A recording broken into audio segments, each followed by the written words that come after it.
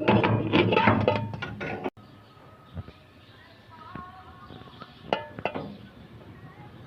गाल सुनिए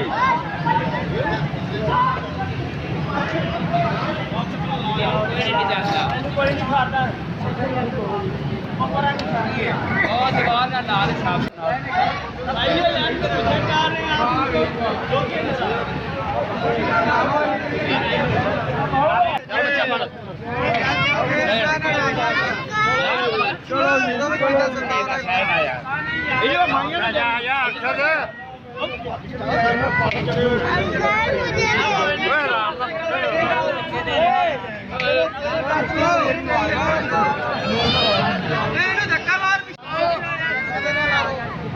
माइया दे याद तेन माइया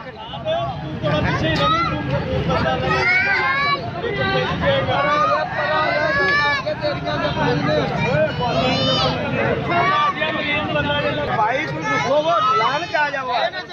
नहीं लान किया है चंगागिरी की सबको मिलेगा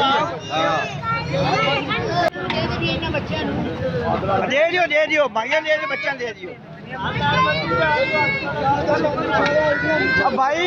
लैन जाओ यार जगह की ना चलक चला जाइए 5 मिनट का काम है इधर ही बनाई साथ इधर ही बनाई साड़ी बनाई मेहरबानी से और लैन में चाचा यार चाचा ना तंग कर लैन है चाचा लैन या बच्चे सही बड़े सबसे पहले कहनी होगी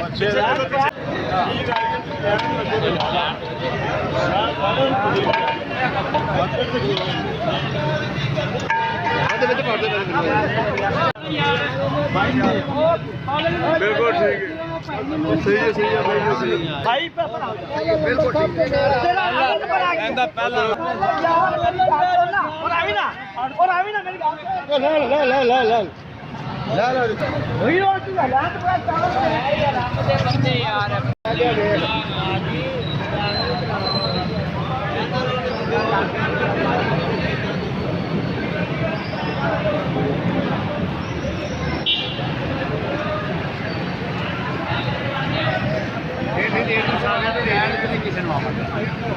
आज शामी फिर फोन करा तेन